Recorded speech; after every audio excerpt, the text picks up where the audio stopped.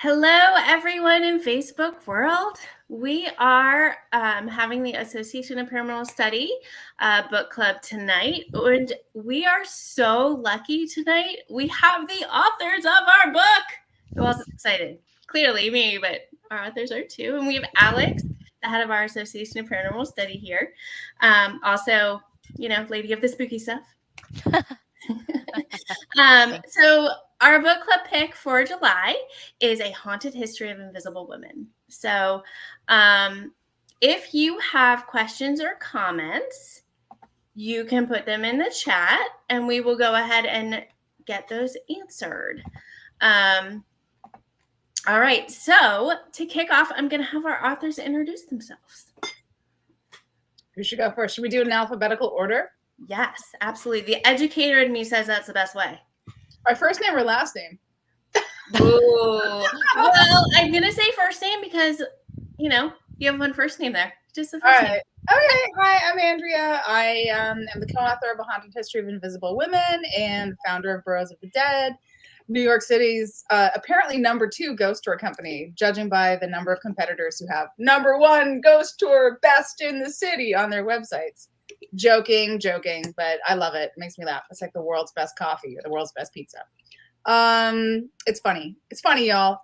Ghosts are subjective. So what is not subjective is the reality that I'm eating my dinner right now. So I probably have lettuce in my teeth. My house is a mess and I'm on deadline. So this is what you get, people. This is the look. I'm glad to be here though. And I'm glad that people are reading our book. I hope you liked it. Yeah, it's great. I can't wait to dive in. If you didn't like it, you can tell me. It's okay. No, I loved it. I wish I didn't have to go to work so I could have gotten through it more, quickly. Born to read, forced to work. I dig you, man. I get it. Hi, friends. I am Leanna Renee Heiber, and I am the other half of A Haunted History of Invisible Women. And I was Burrows of the Dead's first employee outside of Andrea. So we've independent contractor. That's okay. Yes, for tax purposes, independent contractor. Yes. I work with Andrea. And so this whole book came out of me working with Andrea and leading ghost tours through Manhattan, and an editor who is familiar with all of my fiction. Because by this point, by the time that we got to A Haunted History of Invisible Women, I had published about, at that point, 15 full-length fiction novels, all involving ghosts. So I'd been writing for a really long time, and I loved being a tour guide. It was kind of always my side job that I had, pairing that part and parcel with writing, because it was great, because I would research things about the city and would inevitably go right into my books as a novelist. So I was leading a tour, and an editor familiar with my fiction said, "Love your fiction, but we really got to talk about some of these ghost stories. We really got to see about a nonfiction." So I was like, "Hey, Andrea, let's do a book." As had been in both of our respective hearts to do something nonfiction wise for a little while, and it ended up working out. And I look forward to telling you about the ways in which it really kind of just fell out fairly organically. I mean, some people will have horror stories about their collaborative process, and this is not one of them. We're in the midst of her deadline is my deadline too. We're in the midst of the next book. That's not necessarily a sequel to this book, but it's definitely sort of a follow-up, and we'll talk about that more when we get into it. But I'm so glad to be here, and so excited to hear your thoughts. Awesome. So I thought we could kind of just, as I was reading, I was dog-earing stuff, highlighting, writing things, and my daughter was like aghast. She's in high school. She's like, "You dog-eared a book, you wrote in it, and you highlighted it." I was like, "Dude, it's my book. It's okay." So, yep. I mean, maybe you can relate, as authors. And oh yeah, no, all of mine, like here currently, all of mine have writing in it. All of mine have highlighting in it. It's mine are well loved, and absolutely, I'm one of those people that's like, this is my book, and I'm going to make notes in it, because I physically write notes in the book. I actually remember everything better. Absolutely, I'm much of the same. So I thought, I'd kind of go through. I'm going to say at some point I want you to answer how you narrowed it down, because I felt like each chapter could have expanded into its own book. right? Like I thought this could be an amazing series that just kept going. Because there's so much out there, and you all write so eloquently. You're easy to read, but it's so purposeful and just, it was great. So kudos to you. I could not do it. Thank you. That's very kind of you to say. Yeah. So thank you. That's sweet. Those of you watching, any comments, any questions, go ahead and leave them in the chat. Okay, so I'm just going to start with the introduction. I literally wrote things that make me go, on one of the pieces. Andrea, it's one of your pieces that you wrote in the intro. It was spectrality. I don't know how to pronounce that word. Spectrality. Yes, thank you.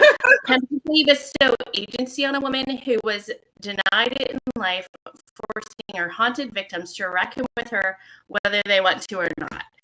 I was just like, ooh, that's like, drop that hammer. Like, you're going to listen to me now. Like that I was like, oh, if I have to haunt somebody. It's a classic mom threat, clean that room or I'll haunt you when you're done. Then Leanna, my comment was yes, this ! I do believe hauntings are by their nature inherently or always scary. I think they can be beautiful, sometimes funny, often endearing. A paranormal experience can say as much about the living as the entity in question. Like that. Yeah, I see. I do not think that hauntings have to be inherently scary. They're usually billed that way for like the ghost tour industry or for Hollywood entertainment or things like that. But for me, my first ghost story was a completely uncanny, inexplicable experience in which my great-grandmother, who I'm named for, visited me at her passing. And so my first ghost story is of a loved one who kind of has felt like a guardian angel for me for the rest of my life. So that for me was immediately opening a door that I wasn't scared by that at all, even though it was a very strange experience. Because I was actually at that point almost, I was near death myself, 6 years old with 105-degree fever. So it was like really, things were really precarious. And my fever broke at the time of her passing. And I was speaking a language, I was speaking English, but I was using words that I'd never been taught, talking about God and the angels. And then we got the phone call that, my great-grandmother had passed. So, again, I think I didn't go into that story in the beginning of this book because this was my first stepping into nonfiction and I wasn't sure how vulnerable I wanted to be about all of that.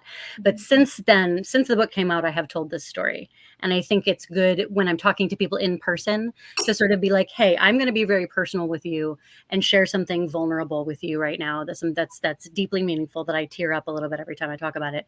To sort of, to let y'all know that if things are feeling personal on the page, they are. Yeah, thank you for that. Okay. If you just want to jump right in, Death and the Maiden. Just in that intro to that chapter, the spirits who are stopped in time retain their youth, mystery, and beauty. They might also still hold their pain eternally, a cycle of revisiting their final moments of haunting the place where they died or had their most emotional impacts. I mean, that to me, and then kind of reading through the chapter, that set it up so nicely. So I guess first, what made this the start of the book? Like, what made you decide this section? Was that our editor's decision? A lot of the structural decisions about what went where, a great deal of that was our brilliant editor, but also too starting it out with our joint chapter too, because that was one of those things where it was a strong chapter. It was a kind of thinking about following the trajectory of Maiden, Mother, Crone. That's what I was thinking. We were like Maiden, Mother, Crone. So we started. So it's sort of life cycle is how is, and so this was a conversation with our editor, breaking it down into the 7 sections that you see that it is. That was our editor's decision, and that was the best thing that like ever happened to us, both for this book and for what we're working on now, is like that sort of structure by which, a framework by which we could slot certain stories in because they were fitting a certain trope or a certain stereotype or an expectation for women. So that for us, once Liz was like, what if we organize it by tropes? And it just was, that is when the book fell into place. And then which ones we chose, we can talk about that as we go. But and ones that we really, really loved that didn't make it into this book, don't worry. You'll see them next go round, because there's some we're like, oh, no, we're going to save this one. Yeah, that was our editor's decision to come up with the tropes and the archetypes. And that was it was very smart. I can't imagine structuring the book any other way at this point. So, yes, but it was hard to figure out which ones to keep and which ones to toss. And it was a tough decision. Is there, of the stories you kept, so I guess I'll ask for each section we're in, do you have like a favorite? Oh, and they're different for each of you, of course. Yeah. Well, I know in the dark academia section, I really like the Red Lady of Huntingdon College.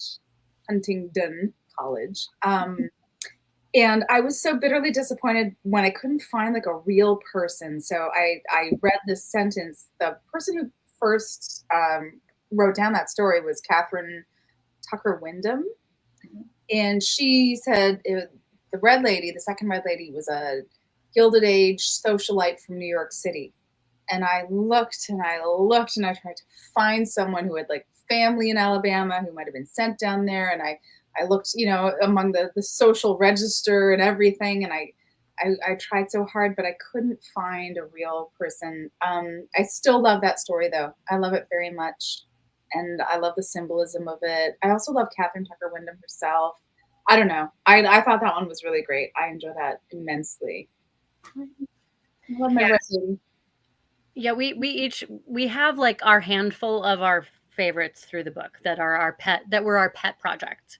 Okay. So in terms of like, it's really hard with Death and the Maiden, because I think that the Triangle Shirtwaist Factory is something that Andrea and I, living that space on our tours, talking about that in and out, how emotional we are about that space, and about how it's warnings for weakening labor regulations. It's warning against child labor, all things that are in the news right now.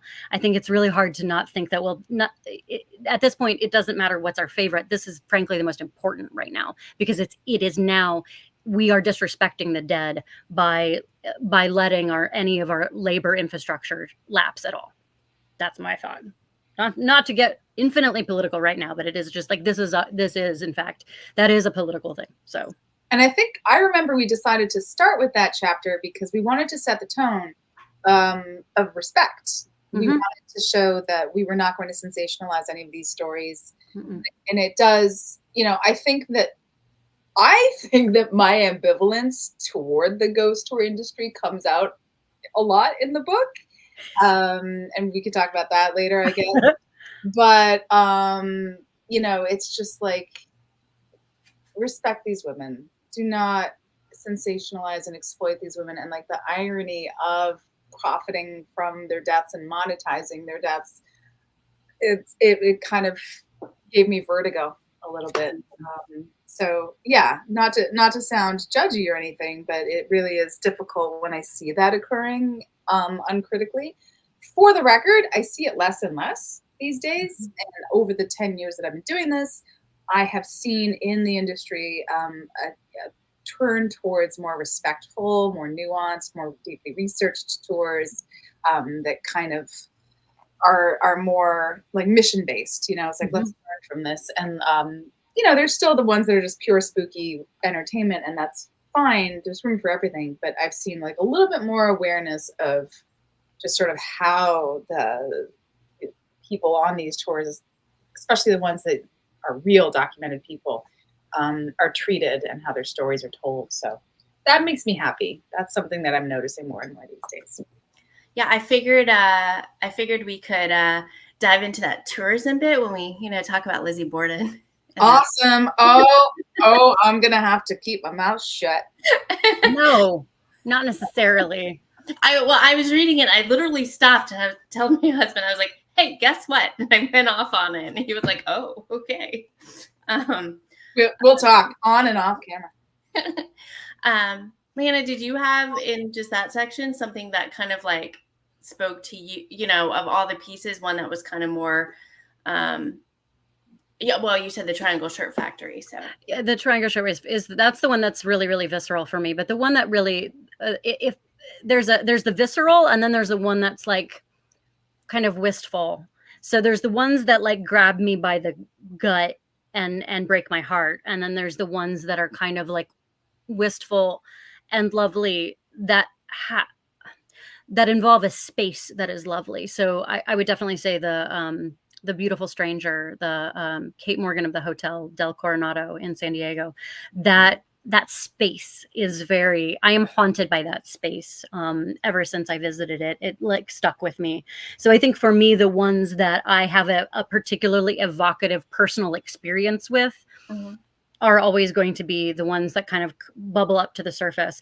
This was a book finished during the pandemic, so our ability to actually get to a place was somewhat hampered. The moment that I was able to schedule my first vaccine series, then I went on to the Winchester Mystery House site and booked my ticket out when I knew I could get out there safely, because I was not about to write what I knew was going to be one of my signature chapters without going to that house. That's like, there's certain things that were non-negotiable about what needed a personal visit and what didn't. So that's so I think you'll find that throughout the course of the book, the ones that bubble up to the surface are ones that just spoke to us either poetically or viscerally in the moment because we were there.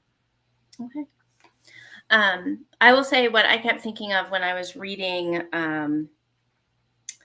probably, the dark academia, and it could be because my niece is in college, I have a son in college, and the first thing my niece said to me when she went to college was, hey, there's haunted buildings. Can you come and we can do a ghost tour? Nice. And my son goes to University of Alaska up in Anchorage, and, there's so many stories up there. He's like, when you come visit, we'll have to go on these things. And all Halloween, they had all these haunted happenings all over campus. So that made me think, campuses really embrace, that culture of the story. And it's interesting.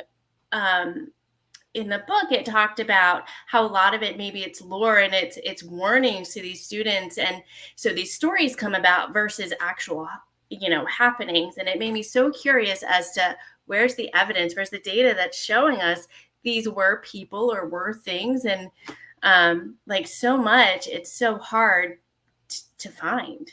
Yeah, I think like that was the first moment I truly realized the difference between a documented, verifiable ghost story with a real person and real folklore. And that was what crystallized that difference for me, because the most stories that I researched and fact-checked and followed the trail of crumbs and then turned up with dead ends were the campus ghost stories. And most of them I found had very little basis in reality or anything that was verifiable. And they were very folklore based. And that's when it sort of crystallized for me. I was like, that's the purpose of these stories isn't to prove whether or not they're real. It's to figure out what this lore is saying to us and what its function is. And that was, it is really fun. And it was really funny because I found on Smithopedia, which is the Smith College Wikipedia, these like very academic notations trying to like kind of verify every haunting. And it was really adorable. And I loved it with all my heart. I loved it very much. And it was like, building is not proven to be haunted. And I was like, oh, I love this girl. So yeah. And I think that was the moment that I truly understood what folklore is, that's when I got it. So, because I did spend a lot of time tying myself into knots, trying to be like, are these people real? And I was like, oh, wait. Doesn't matter, made me like somewhat less pedantic. Yeah, just a little bit. And then that kind of, figuring out if people are real and how they tie to the stories. The ghost of the Don Cesar, or is it Cesar? Yeah. It's like the star-crossed lovers, and she got sent, and was she, like That's like, oh man. And we don't have a last name. We don't have any, like, I couldn't trace any of this stuff. It's like this had to be, I mean, there's enough about it that it had to be this driving force for the owner of the Don Cesar. It was very specific. So like there was somebody that he loved, but the all of the, like, who she was and it fits right into the star-crossed lovers trope and all the kind of stuff. It's right like the opera. It might have, I mean, back in the day, it might have been a marketing ploy to make people go to this hotel because there's a romance to it. I mean, I don't know, but I liked, but it was enough.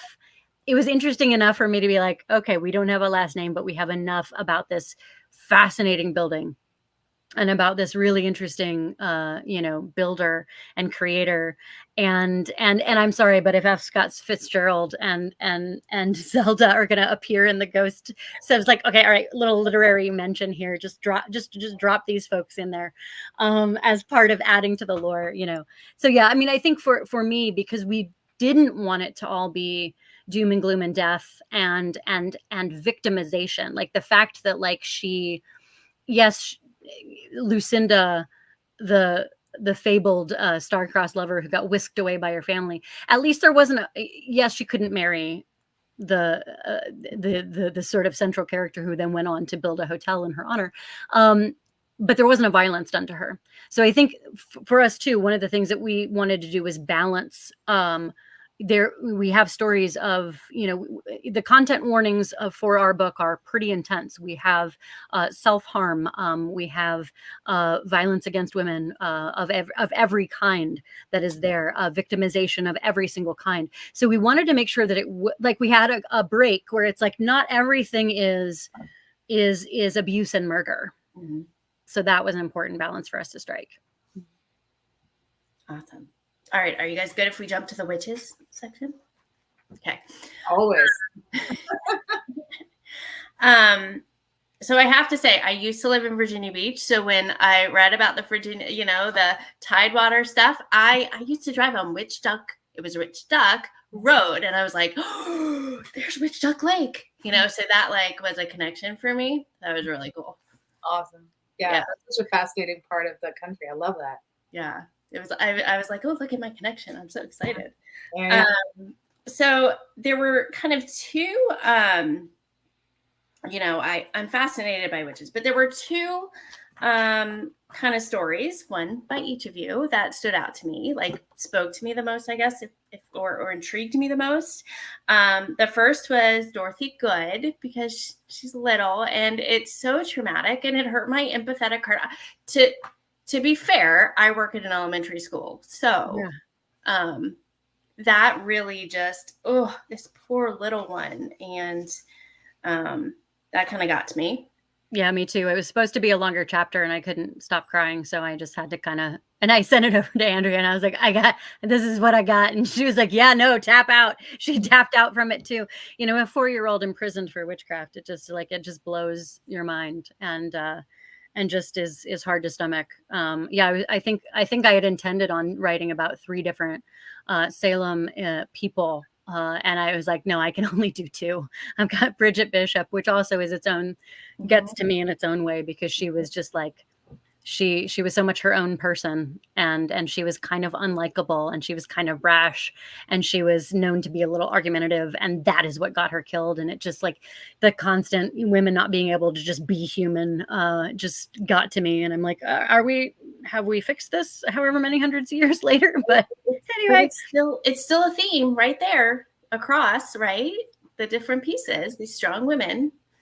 Yeah. And the reason why I titled it A Red Paragon Bodice is because it's literally the "what were you wearing" of the Salem witch trials, because that was mentioned in court transcripts, that people mentioned that as that she wore a red bodice as something that they thought was a sign of guilt. So that's why I titled it that, because I was like, are we really, come on folks, let's look at our modern parallels. Let's please examine these things and try not to do them again. Guys, it's the 1690s. We're over this. Yeah, right. And the other one, was the Bell Witch. I'm reading it, and before I got to the part where it was the RSPK, Yeah.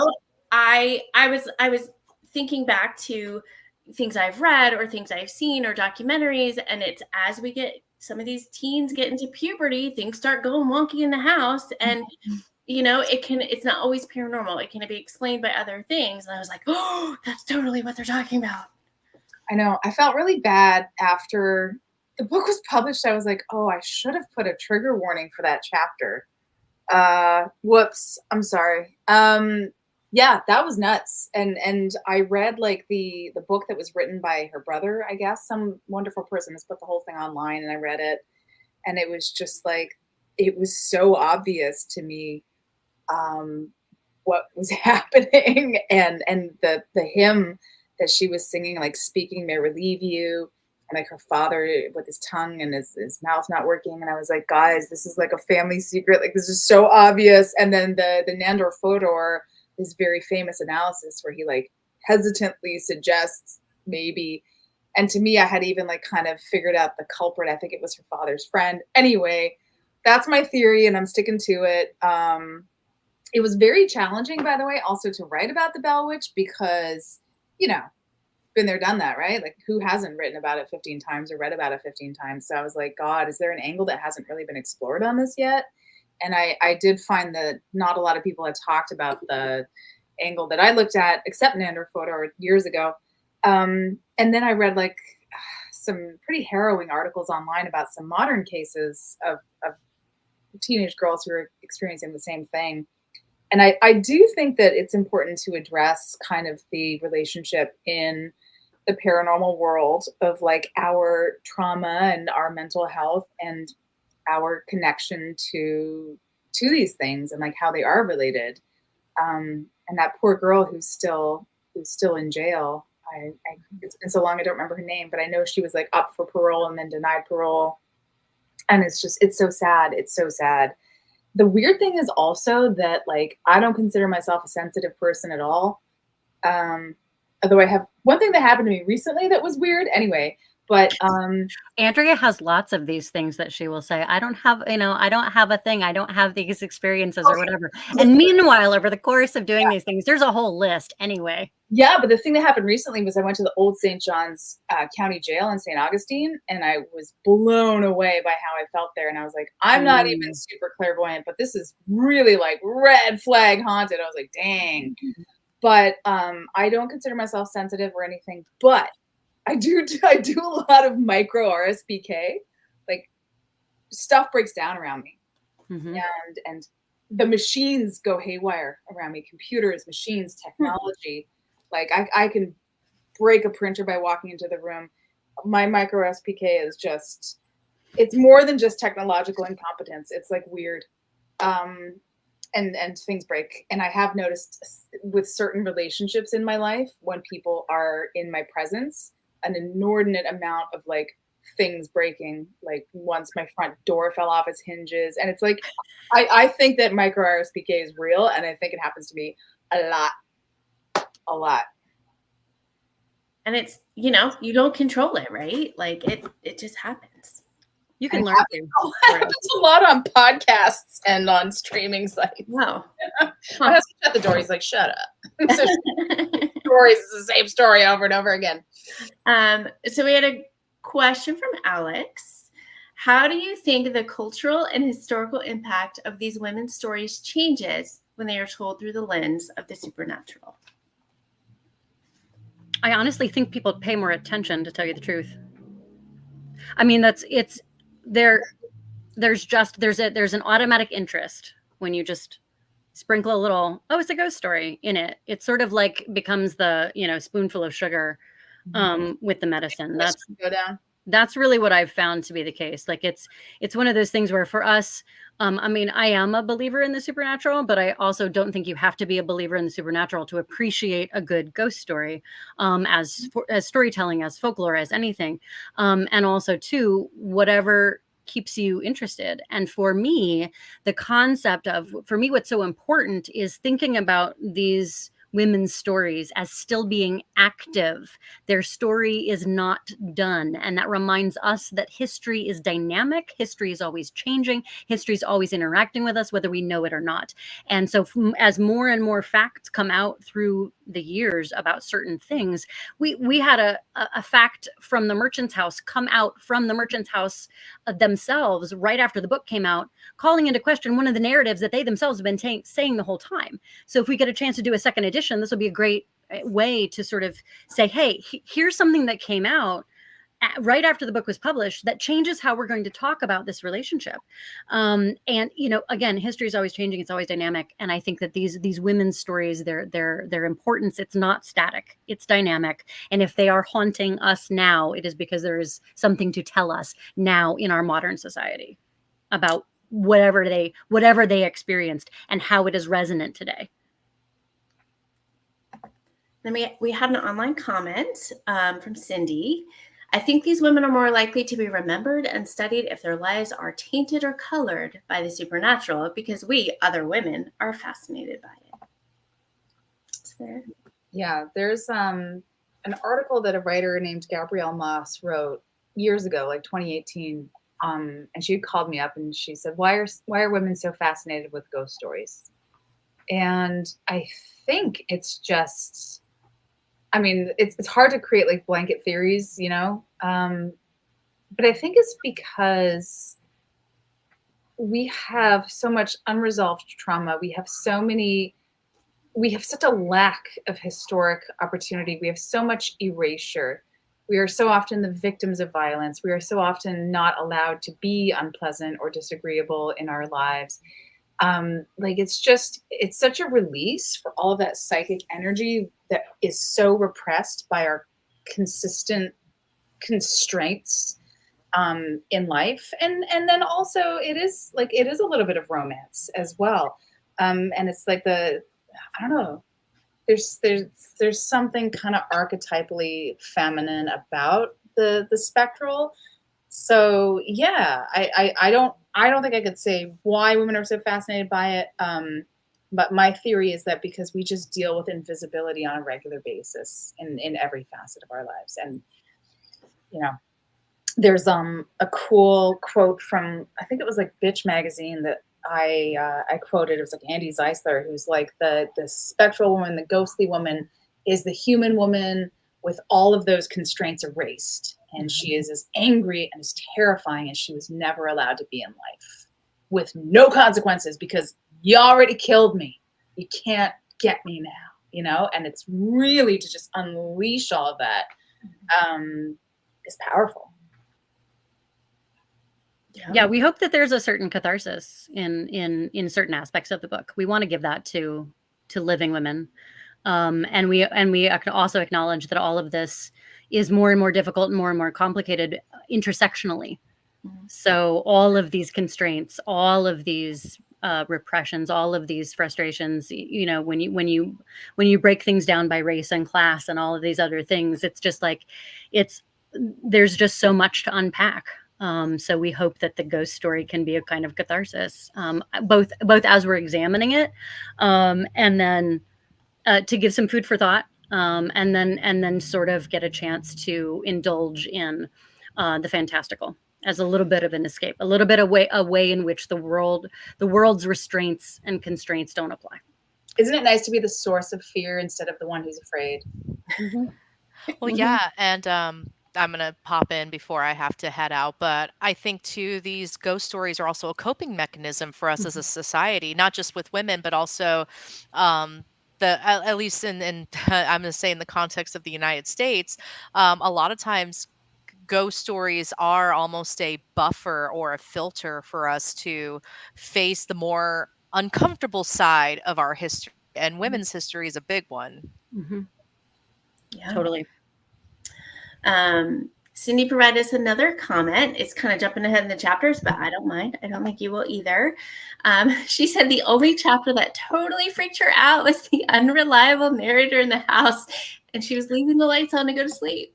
Thanks. That one kept me up at night too, because it's so this is jumping ahead into the Mad Women section, which is my that's my baby. The Mad Women section is my entire baby. I did all the chapters in that one, and it's all really, really, really visceral. Andrea and I both talk about this house. I mean, this is a stop on our tour. It's 14 West 10th Street in Greenwich Village, and so. But I have such a personal history with it that predated my working with Andrea. I had a bad reaction to the house before I even knew anything about it. And so literally my first week in the city, and I almost vomited on the sidewalk walking past it. So it was one of those things where the energy, the vibe is off, friends. And it was one of those things where, I basically wrote this sort of fever dream, like exorcism of a chapter, and gave it to Andrea. And I was like, all right, what do you want to add? And she's like, I got nothing. She was like, this is personal. This is real visceral. She's like, so it was one of those things where I didn't necessarily intend for that to be something that that felt like it was like, get away or whatever. But it's just very raw for me. And I'm not, that chapter is one where I'm like, I keep going back to wanting to add another sentence here or there. That's the one where I'm like, oh man, I wish I would have made that point more clearly. I made it sort of, I alluded to, little things like that, like oh my God, I didn't really lean into the fact that Jan lived on the top floor. She is the Mad Woman in the attic. And that's alluded to, but it's not stated expressly, stated directly. So I'm actually writing a essay right now about things I wish I would have said in things I've written that are very important to me. So and actually I'm mentioning this chapter. So I am sorry, not sorry that it freaked you out. What I am glad about is that we can center Jan, because Jan Bryant Bartell gets erased out of just about every single narrative about it. It's all of the stories that she tells in Spindrift, her book, those are referenced, but she gets kind of taken out of, and then she's the storyteller. So because we didn't get a chance, I wanted to actually put this in the book. I'm going to hold up Spindrift so you can see how beautiful she is. So this is the out of print memoir that Jan Bryant Bartell wrote about her years in the house. And just look at her. Isn't she breathtaking? I'm obsessed with her. So such a classic beauty. Andrea and I are obsessed with her. And so when we find, this is the commitment we made to each other, is that if either one of us finds a copy of Spindrift, you could resell it. It's valuable. It's out of print. I think it's become the prices since Haunted History was published, the prices on Spindrift have gone up. We'd like to think we're responsible for driving that. But we do not sell. We are not going to sell this book. We're going to give it to people who we care about, or who work for the company, or who are invested in telling this story and honoring Jan, because I don't want to be making money off of her in that way. I wish the book was still in print. Actually, what's so funny is I'm desperate for some small press to get the rights to reprint it. Yeah. It's hard to get. It's hard to get. And it's like $50, and a lot of people want to read it, and I don't want them to have some crappy online pirated copy. I want someone nice and cool and responsible to reprint it, and to hire us to write the introduction. Right. Yeah. Well, you put it out there, so maybe the universe will bring that back. Come on, Valancourt Books, do your duty. So since we're on Mad Women, I wrote on top of the introduction, how many of us would be committed? Right? That's why I started it. That's why I started with the chapter with that, of here are the things, here's just a sampling of the things that women could have been institutionalized for in the 19th century. And the fact that they had to create a law firm specifically for wrongful internment is a thing. Creating a law firm to address a problem that the society itself created. I mean, that's just, anyway. But how many people didn't have recourse? That's the thing. My first thought about that is great if you're a rich person who was, who had some connections, who was wrongfully, imprisoned in these things. So to me, it's really, that whole section is one where my whole heart and soul is in it. and it's a very emotional situation across the board. Yeah, absolutely. Okay, I'm looking. I wanted to jump to mothers and wives. I was so inspired by Ma Green. Like, what a strong, capable lady to do all she did. I was My like, lady. holy cow, they should teach, women about her, not just in probably women, like, or, women's studies or something, or if you're a operator on the river, like, it's inspiring for what she did at that time. It was incredible. Yeah, the first woman to get her steamboat pilot's license in 1898. And she did it all. She was a mom. She had a family. She had a good marriage, a loving marriage. And she was an expert steamboat pilot, expert. She would run races against her husband and she would win. And she's this little spitfire of a person, and she has a statue on the Covington side of the Ohio River. And so I was born and raised in Cincinnati, so it's like a hometown hero there. And so it was really neat to see her and know that there's this little Ma Green part of the park that's there. So it's like she's gotten some approbation through the time frame, but it was one of those things where I really wanted to use her as an example of mothers can be many things, and in this case, she's still mothering her ship. She's haunting the ship as if she's guarding her child. And I just think that's really fun. Yeah. And then I love the story of Dolly and how she kind of still comes around and isn't very nice.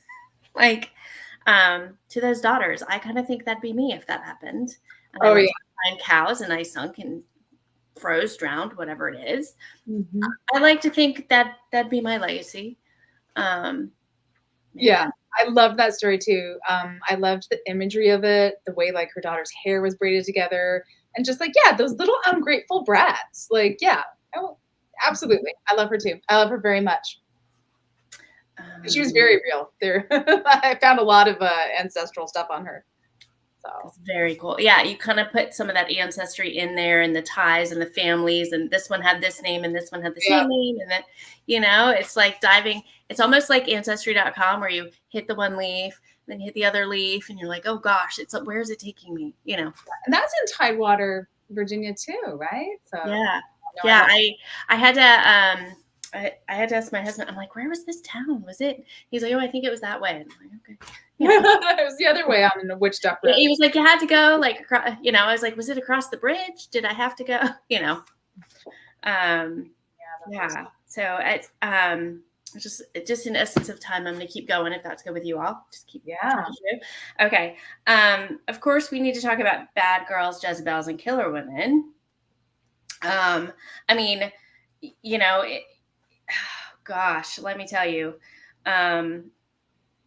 One, I was really intrigued by Mary Surratt because I live right outside of the DC area. And literally, I just watched, I don't remember. There was a series on Netflix and it was about the assassination and went through everything. And it made her out to not be a nice lady, like at all. And it really tied into what was in the chapter.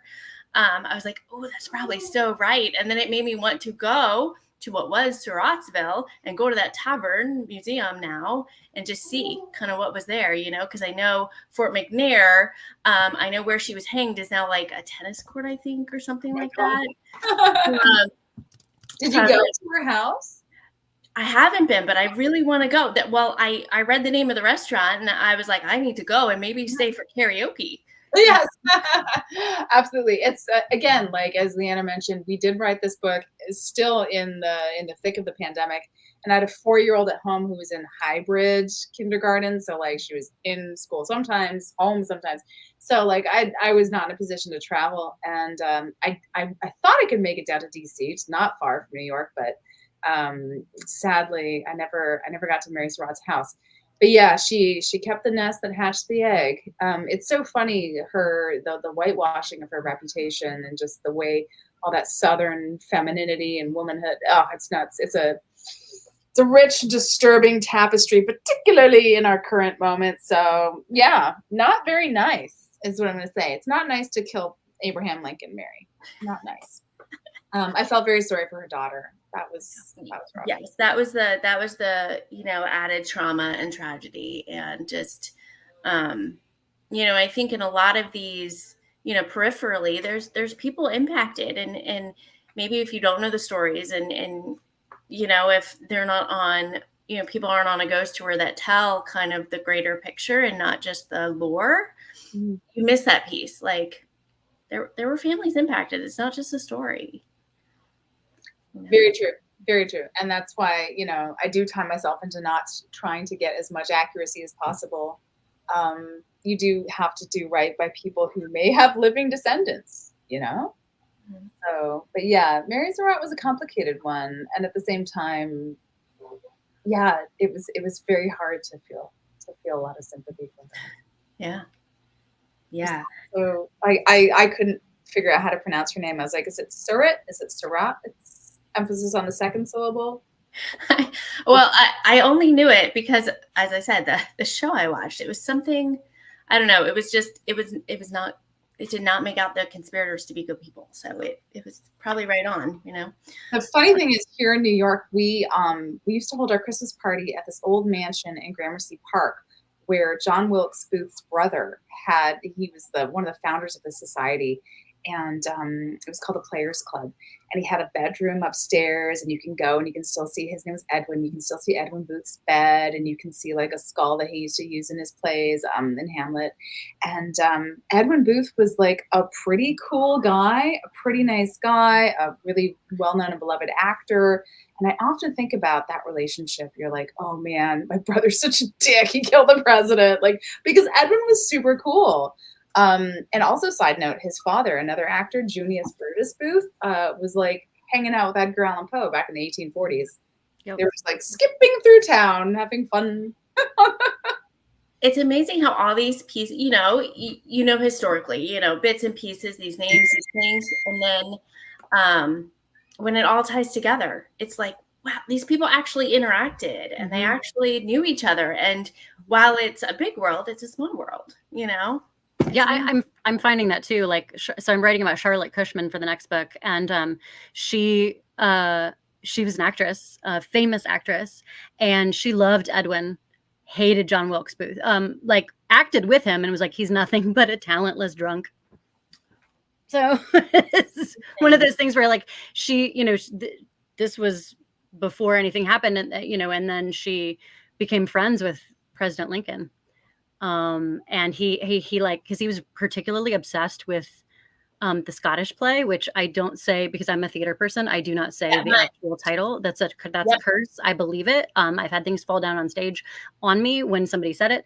So, so it is just interesting to me, all of these things of like, oh yeah, oh wow, here's this person again that we wrote about last time. It is a small world. Yeah. Okay, so in that same chapter, we've got Lizzie Borden, which everyone knows about Lizzie Borden, our childhood little, thing you say. But while it's interesting in the hauntings that occur at the house and, where she lived afterwards and ended up passing away, there's that piece about the prophet, like, ghost tours, vacations, ghost experiences, like purely profit, which, I think for those people who are curious or just exploring it or interested in the history of it or trying to understand it, it's interesting to me. So I thought it really interesting that the house sold. What was that in was it 2021? Is that right? Yeah, and for me, that whole saga is really fascinating. So prior to that, the management had been under the auspices of this woman. I think her name was Leanna, and she was, by all accounts, like really kind of loving toward the house. Very just a good caretaker of this space. Not a great business person, and like not great with money, but like really just a good, loving, caretaking presence in the house. And then she got suddenly very sick and she passed away very suddenly. And then the house passed into the hands of someone who, is this being recorded? It's going out for live streams, so don't say anything that the legal team at Kensington would come after you about. So it passed into the hands of a person who is a businessman first and foremost, let's put it, right? And since then it has become very commercialized. So there are a lot of these like old guard fans, and they're not really paranormal people, they're more true crime people. And they're very, very, very detailed about their Lizzie Borden fandom. And I get the impression that they don't love the current direction the house is going in from everything that I've read online. So I have other stuff that I cannot say on the record, but I have thoughts about it. In general, the idea of the commercialization of a place like the Lizzie Borden house, it does relate back in a larger sense to the entire paranormal tourism industry. And I do find it problematic. And I do have my own ambivalent feelings about being a participant in that industry. So I'm not really all about the money. And in fact, if I'm being like completely frank, I don't really make a lot of money at this. People that are like, oh, well, you're making a profit off these people too. I'm not really making a profit. I'm kind of breaking even, And the thing is, I do it because I love it, and it gives me something that I can do and also like raise my kid and write my books. It keeps my schedule flexible and all that. But I haven't actually made enough to live on, and I don't make enough to live on, and it's not something that sustains me. So I wouldn't say that I'm a big capitalist who's profiting off of ghosts at all. I really don't make a living at this. I think about it a lot. I think about the way that we can convey these stories and what that means and why we should care. But, you're never going to see me cramming 50 people on a walking tour and charging money hand over fist and whooping it up and having a great old time at the expense of some enslaved, brutalized, murdered woman's dead body. You know what I mean? Like, it's just not how what I'm gonna do, or man, or any human being, anybody. And I think maybe I don't know. So for the record, a lot of people I know who are into super paranormal stuff say the Lizzie Borden mansion isn't really all that haunted, or mansion, I should say house. Not haunted is the consensus, in fact. I think there's a line that you need to walk in these things. Like, I mean, and I'm just going to say the concept that there is an axe throwing stall at the Lizzie Borden house now, that is gauche. I don't I don't care if that's being recorded.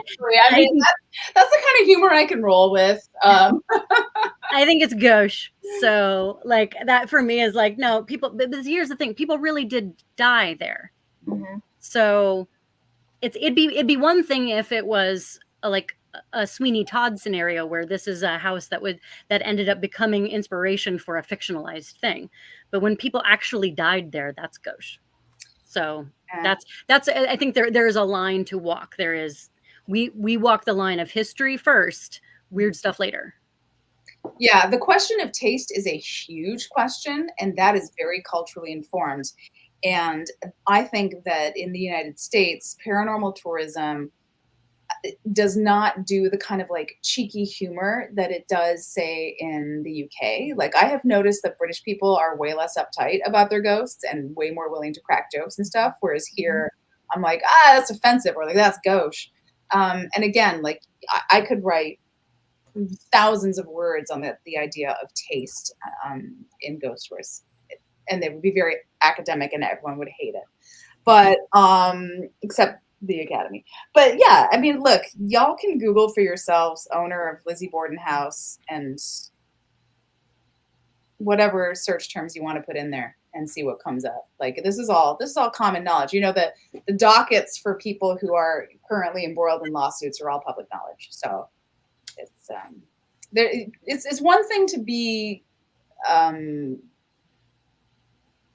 casual about appropriating other people's content, but to be casual about appropriating other people's content and also be litigious. Like, I guess he tried to sue some coffee shop that was the Lizzie Borden coffee shop, and to be litigious against another independent small business. It's kind of like, I don't know.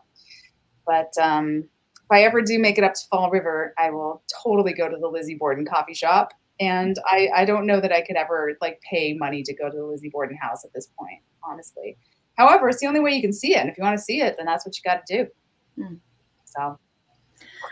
Okay, we have 5 minutes left, and we didn't touch on so many pieces of this incredible book, which Cindy, by the way, she was losing signal, but she was sitting on a plane this weekend, and she had the book on her lap, and a passenger walked by and said how great the book was. So she wanted to share that before she lost signal. That's amazing. That's so sweet. I once ordered a random book from a bookshop, and I got a note from the seller that was like, "I loved your book, by the way." And I was so like, great. "Aw." Thank you for sharing that. Yeah, hey, it's great feedback, right? Look at the Yeah, impact. it really is. People are noticing it. I want to know where that plane was going. Cindy's a friend of mine. I know she was in Galveston, Texas, flying back here to the DC area this weekend. That's awesome. Oh, Texas is the place that we left out of our book. Not intentionally. No, not intentionally at all. Not intentionally. Texas going to be in the next one? Hopefully. We'll see. We'll try. You know what? There's going to be a little bit about one hotel in Austin, I think. So we're going to make it work. So in our couple minutes left, is there anything, that you all want to share? Cindy said she was going to from Houston to DC. Awesome. Or to Houston from DC. That was it. Okay. But is there anything you want to share? Anything we didn't touch on? Well, I love the Greenbrier ghost. I loved her. Zona Shu. She was a great story. And that was like a great story of motherly protectiveness and clever, wise woman wit, I do love her story very much. And I loved the Joan Rivers, the widow and Mrs. Spencer story. That one made me very happy. Joan Rivers, she was definitely one of my favorite ghosts, for sure. But yeah, it's funny, honestly, how little I remember of a book published in 2022. I'm not going to lie to you. I'm like, it's the very vaguest of memories. Sarah Winchester for me, that's the one. We knew there was going to be a couple of famous stories that would be expected in this book. And so I knew I didn't really have an opinion about Lizzie Borden. I knew that Andrea had thoughts about it. Mm-hmm. And I was like, I don't know. But I had feelings about Sarah Winchester. And for me, I just really, the most important thing for me about that chapter is to let her reclaim some of her intelligence and her generosity and her kindness.